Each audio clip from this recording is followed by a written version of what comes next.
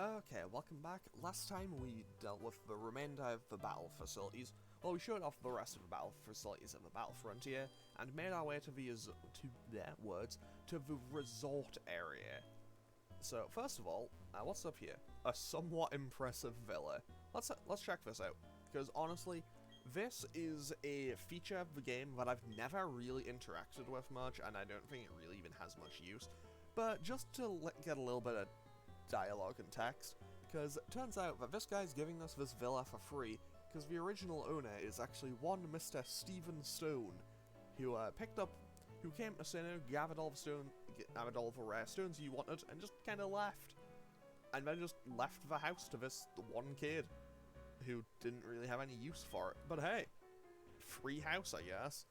And, I don't know, I may not know much about, I know nothing about nothing when it comes to, the property ladder and everything. But I do know that, houses are real expensive. So yeah, this guy just basically gave us a free house. Also, our rival just kind of knew we were here. So we have a villa now. Barry, do you know how much money I owe you in fines? Thanks. It's that you've just made up. So yeah, you can just buy a whole bunch of stuff here. And just because I can, I will, but no, I wouldn't buy anything. I'm gonna save the money, because sometimes we gotta be stingy with the money like that. And over here, we have, what does this guy have to say? Something lurks in the resort area. The hidden ruler of the area, you have to believe me. Okay, this guy is kind of the hint that there's something you can get while fishing. And I assume people must have gone into the source code, because I don't know anyone who's actually gone and sat and fished for that long to actually find the level 100 Magikarp legit. However, I do kinda want to sit down and try to find it, because obviously it will be in here, it'll have been randomized to something, and I kinda want to know what it is. No matter, okay. And basically, we can't actually go in here. We'll go in and we'll just get kicked out immediately because we don't have enough ribbons. Basically, they just told the champion of Sinnoh, oh yeah, too bad, your Pokemon don't have enough ribbons. You aren't prestigious enough to come in. I'm the champion of Sinnoh, thank you very much. Hey, what do these people have to say? Yeah, I've seen our Pokemon Sinnoh. Oh, he absorbs so much knowledge. He learns about the map. Also, we can go and get that, the marking map, which we do need to do, actually. Best trainers from all over congregate of Battle Frontier. It's not limited to Sinnoh, no. Must be a happy achievement to be able to win there with your favourite Pokemon you've caught yourself. Unless you're a champion of a Battle Factory, in which case you just borrowed all of them. Which does lead to the question, who trains all of the Pokemon from the Battle Factory? Because they're, at level 100, IVs, EVs, I imagine. And also, I want to be careful, because I want to fight these two as a double battle. There we go, 10 out of 10. It did turn back just in time. And also, I remember specifically that one of these two, it might be one that has each, I remember them having a Dusclops and a Salamence in the main game. And they have a Kingler and a Beedrill. Well, that went from two, threatening Pokemon being mentioned in a normal playthrough to just absolutely the opposite. Especially when that Beedrill has slow start. Also, a little bit weird to me that my Lucario is actually faster than my Electivire. I know Lucario is kind of fast, but I thought Electivire was faster. Actually, what is the stat comparison? 159, 156. Okay, they are really close though. What's my fastest Pokemon? Like they're 156, 159, 138. Okay, yeah, it's these two. At least until Feraligatr gets going, because speed boost. Speed boost is powerful like that. So let's just kind of breeze through these trainers, because evidently they aren't going to have anything threatening. Noctowl. It was Noctowl, Beedrill, Kingler, and now a Persian? Yeah, this is an easy fight. 10 out of 10, nothing to worry about from this double battle. Also, the plan for today's episode is I want to make it up to and maybe through Stark Mountain. But what do we have for our encounter here? We have a Starly, oh, this is fantastic. Partially because it's very easy to catch, and partially because I will go on record with this statement. Starly is, and will probably always be, the best Route 1 bird for an in-game playthrough. Like, people that play a competitive may have a differing view on it. I mean, you in general may have a differing view on it, but I maintain that Staraptor is just, like, Staraptor is impossible to ignore in terms of its sheer power and use in a main playthrough. At Poison Point Starly, but more importantly, Adamant Nature, and it has Brave Bird and Aerial Ace. This Starly is out for blood. That Starly is powerful. Okay, so, actually I'm going to put Feraligatr out front. I'm going to put Feraligatr out front, mostly just to get a little bit of screen time for it. Actually, no. I'll give Vermilion some screen time, because it's barely had any since I added it to the team. Also, no, I need to go up. I feel like that's the hardest little bit to go up in the entire game. And also, I want to go in this house because they have a little bit more important story. Because we can talk to this old man. It's like, that badge is from the Sunny Shore Gym. You've been to that port town, man. So, basically, if you say no, he's just like, he'd only hope to unburden himself of some guilt. But if you say yes, he tells you a story. His grandson grew up in that city.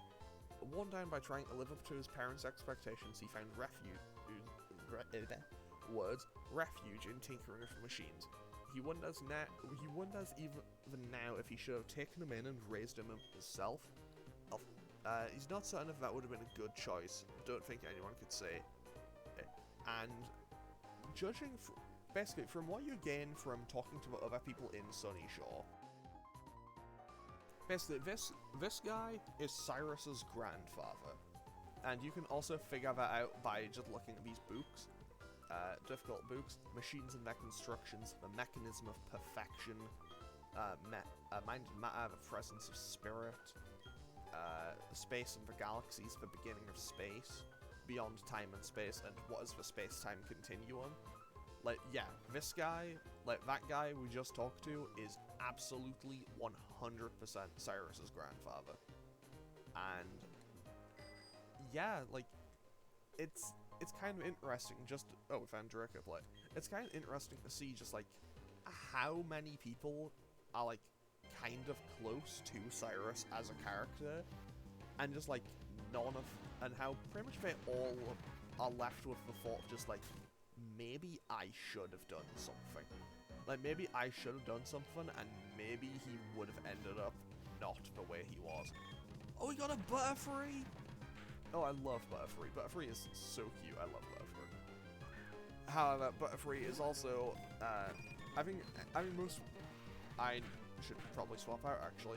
I think most people in my kind of age bracket would agree that Butterfree also calls one of the saddest moments of our collective childhoods, because the episode of the anime, Bye Bye Butterfree, is, to this day, just one of the most miserably sad experiences I've ever had watching the show.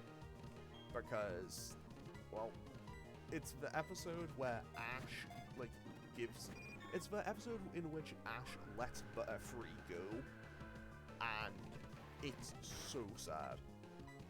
Mostly because it's like it's the combination of the music, the lighting, everything in that scene makes for a perfect sad anime moment.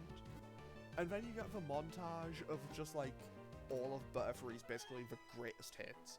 Because Butterfree is it was caught as a Caterpie, but I forgot to name it. But Caterpie was the first Pokemon that Ash ever catches. Like, he has Pikachu from the start, but he doesn't catch a single Pokemon until he gets into the Viridian Forest, and he catches it.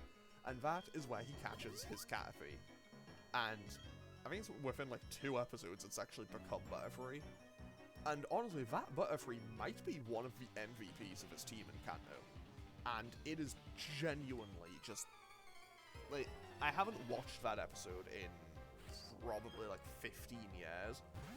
But it's genuinely a fantastic episode from what I recall, and it's really sad. And with that, I can parlay and segue my way back to what I was saying at the end of the previous episode, with wanting to talk about the Masters 8 tournament. Because the Masters 8 tournament is currently going on in the anime, and by the time this episode actually goes up, it might actually just be over. But as of the time of me recording, the last episode to go up, as of me recording this, is the episode where Iris battles Cynthia, and so we're still in the first round. So basically, I'm going to give a quick breakdown of how I want it. I have to fight this trainer. I don't think I can do this for play here. I'm going to go. I'll lead with Renekton just because it's the safest option because we have the most coverage with him. But yeah, in the Masters 8 tournament, there's the top 8, obviously. So I'm going to go through the matches and have what I want to happen versus what I think will happen. That's a Hippowdon. That's kind of scary. Because at this level, I think it may have Fisher. Okay, so in the first round, you have Leon versus Alan, which as of the time of me saying this, the first 3 matches have happened.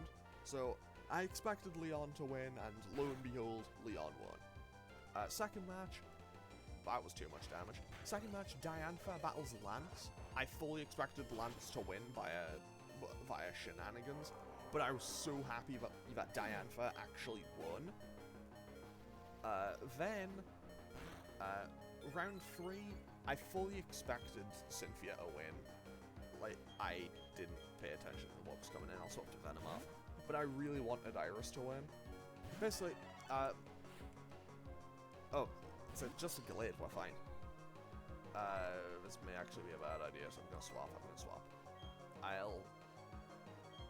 I'll go to Vermilion, actually, because it'll probably go for Psycho Cut.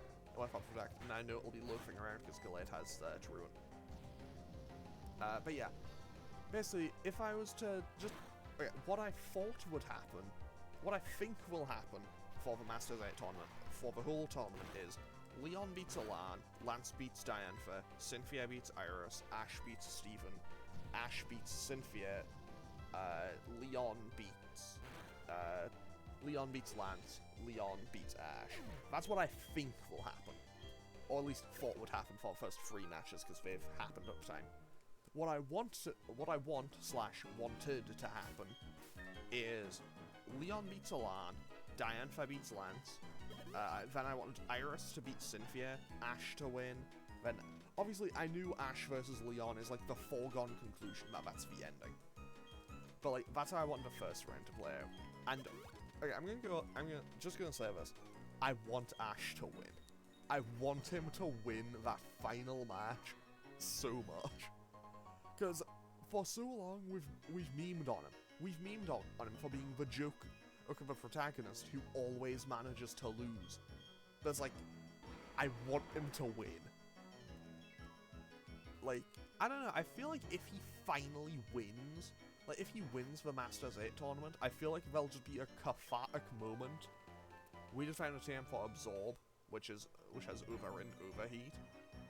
But like, I know, I feel like it'll just be a moment of catharsis. I don't even know if that's the right usage of the word. But it's just like, I feel like that'll be a moment where like, my entire life has, like, I've watched the Pokemon anime on and off for quite literally my entire life, pretty much. And just seeing Ash finally win the big one. Like, yes, he did technically already win the big one when... Like, he did technically win the big one when he became champion of Alola. But to see him, like, finally win the world tournament, basically. Like, that would just be, like, the culmination of it all. Like, I really hope he wins. Like, we've joked... Like, people joked for so long about how he's just not a very good trainer and everything, but, like, realistically, I want him to win.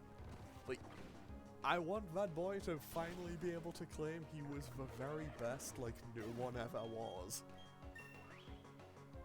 Because, like, I've seen people theorizing that, like, this might be the end of Ash in the anime. And if it is, I doubt that it is. But if it is, I want him to go out as the champion. I want him to go out as the winner. And this trainer had 2 Licky Lickies. So I'm gonna swap Renekton out because I feel like he's in danger. 118, 117. Venomoth will take that hit just fine. But yeah, I really hope Ash actually wins the tournament. I knew that Alan would get jobbed out. I mean, whoever was put up against Leon in the first round was getting jobbed out. We knew that going in. Because obviously, like, he's... Like, Leon being the invincible champion, like, of course he's making it to the end of the tournament. He's the final boss. But, like, I don't know. I really expected Lance to beat Diantha, and I was so happy. I was so happy that Diantha won. Because Kalos has been clowned on for having such a hilariously weak champion for so long. Just seeing the anime go, actually Diantha's good, I was very happy about that result. Even though, admittedly, Lance absolutely throwing, like, I kind of commend both Diantha and Lance for just committing to the slugfest of a fight they had. Because, like, I don't think either of them dodged a single attack. Like, they were just throwing hands. Honestly, Lance might have won if Diantha hadn't put up screens. And then, that brings me to the most recent episode that aired. As in, this episode literally aired yesterday from when I'm recording this. And, like, I really wanted Iris to win. Like, Cynthia did win in the end. Like, Cynthia did win that battle. But I really wanted Iris to win. Because, like, one, that means both Alan and Iris got knocked out in round 1, and they're, like, the characters that Ash had pre-established rivalries with. And I think it would have been cool to have those battles go on. And also, just, like, as someone whose favorite gen is Gen 5, I want that to win, basically.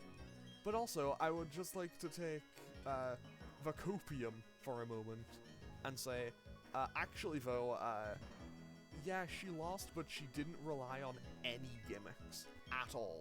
Like, she didn't use Mega Evolution, she didn't use a Z move, she didn't Dynamax her Pokemon. So, realistically, that's a moral victory, and she pushed Cynthia to her absolute limit with, like, busting out the Mega Evolution for Garchomp and everything. Also, Hydra, yeah, basically, oh, we could actually teach this to Feraligatr.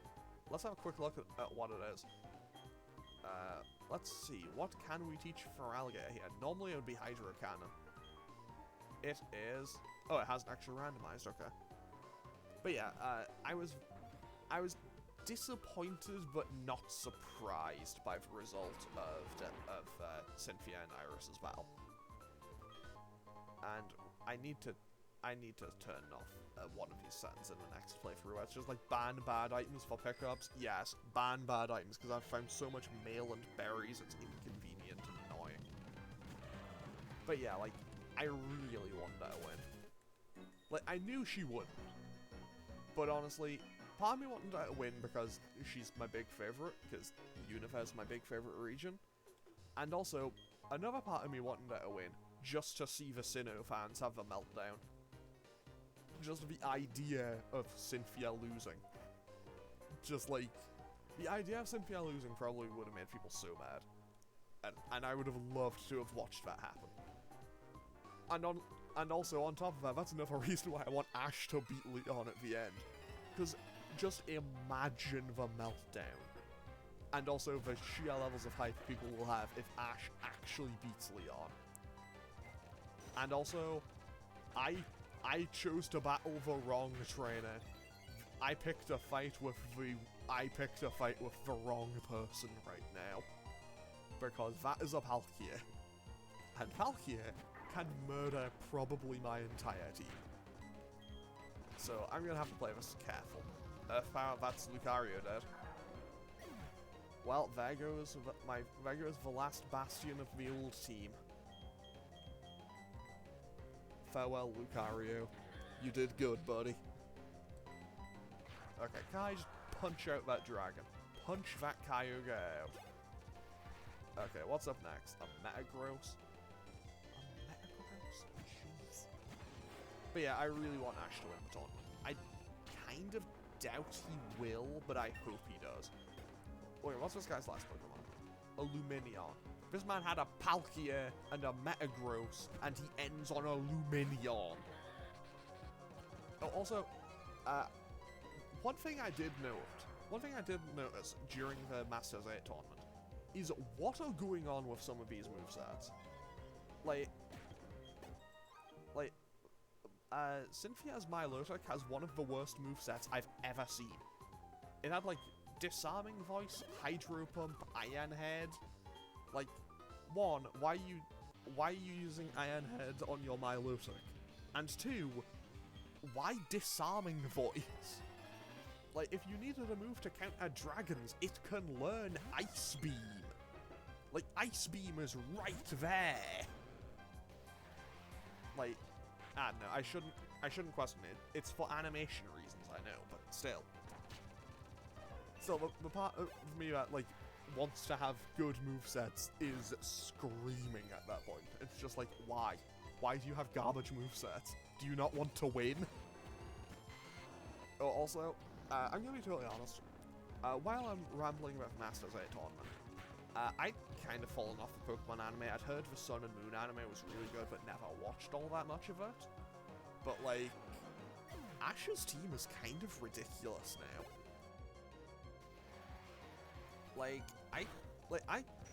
It's one of those things, like, I stopped watching and suddenly this boy just has a Lucario, a Gengar, a Dragonite. It's like, hang on, wait, I've missed something here. When did he get some of the coolest, strongest Pokemon? Also, I need to land this Ice Fang, or Renekton might die. 10 out of 10. 10 out of 10. I'm not losing a second. No! I didn't slow down in time. Okay, what do you have? A Fione? This is fine. This is fine. I can fight this.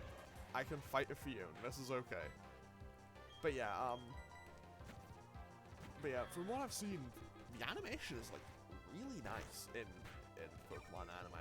I know that it was really nice in the Sun and Moon anime from the little bit that I saw.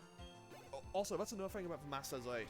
That's that also just, I don't know how I clicked it in my mind, but I really love all of the little cameo appearances we've had from just the notable characters from other regions. Like, when Diantha and Lance were having their battle, I was baffled. Like, it took me a minute to process it, just like, they put Richie back in. It's only a cameo, but he hasn't been seen in, like, hundreds of episodes. Okay, so, history lesson for potentially younger viewers who may not have seen the original anime. Richie was a friendly rival that Ash met in the Indigo League, and he ended up losing. Ash ended up losing to Richie because his Charizard decided, actually no, I'm kind of done, and just kind of had a lie down, and I think Ash got disqualified or something as a result. Because it was like, Charizard refuses to battle. That was before all the stuff at the Charazific Valley or whatever it's called, where Ash left Charizard to train. So now you just know whenever Charizard comes out, it's serious business. And the Hypno, I think we already have a Drowsy, so I'm gonna reencounter. But yeah, like, whenever Ash brings Charizard out, like, it's a moment. It's like, you know that when Charizard comes out, everything is getting serious. Like, I know, maybe it is the part of me that just has all of the childhood nostalgia for it. But like, whenever like Ash's Squirtle or Bulbasaur or Charizard, one of the really old party members, whenever any of those come out, it's just like, oh, it's just like, hello friend, I have missed you so much. Because like, they were the go-to guys. They were, like, I mean, they're the Gen 1 starters, obviously, but like, I don't know, it's just so cool seeing. It's just so cool seeing all of them just occasionally pop up every now and then.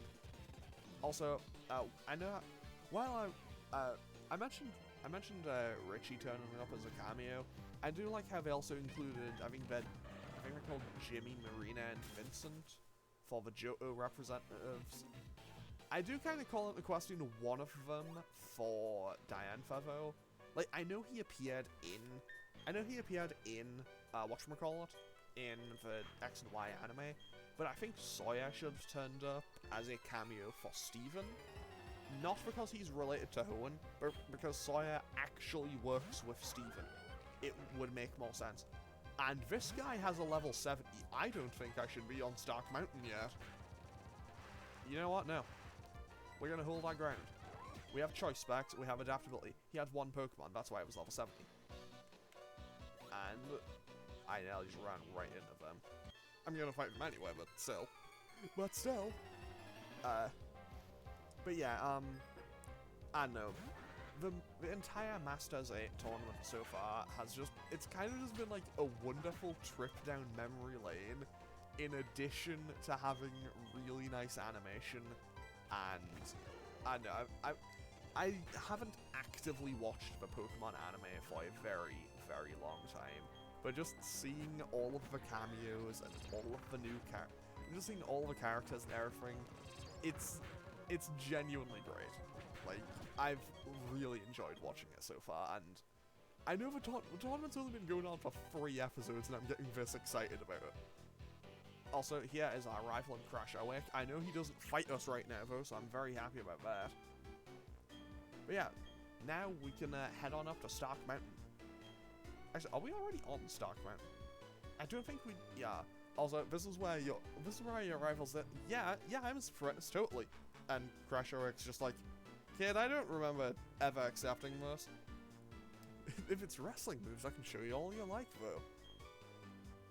Got me in that club in the survival area. He's talking about the battleground, which is where we actually go to do all of the rematches. We're going to Stark Mountain. Even the wild Pokemon, they are very, very tough. So, I imagine this is why Crash Awake can train here, because he's a water type trainer, and all the Pokemon up here are normally fire and rock types. Like fire, rock, and ground type. After the Battle Frontier, so you can make some challenges.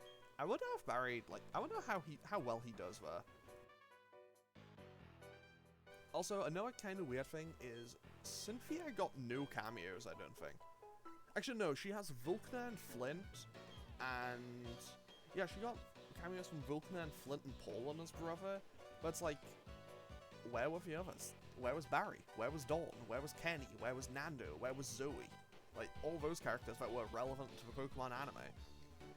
They're like, I don't know, I feel like they could have included more of them. Also, are we officially on Stark Mountain yet? When does it tick up to Stark Mountain? I'm just gonna run through here. 226? 227? Have I had an encounter here yet? I don't think I have, so I'm gonna catch something. And hopefully we'll catch something cool. And that was exactly what I was scared of. I knew that was gonna happen. I saw it coming a mile away. Okay, let's just zoom back around here. And I guess get an encounter here. We have a Coalfish. Okay, Coalfish is kind of cool. I like Coalfish. Evolves into Crawdaunt. Obviously, it's a high enough level that like, it will evolve in 1 level immediately. And let's just quickly head on up and see what Buck is doing before I end off this episode. Because we will be teaming up with Buck inside Stark Mountain. Now, turn right away. Can we do it further? I'd like you to patrol Stark Mountain for me.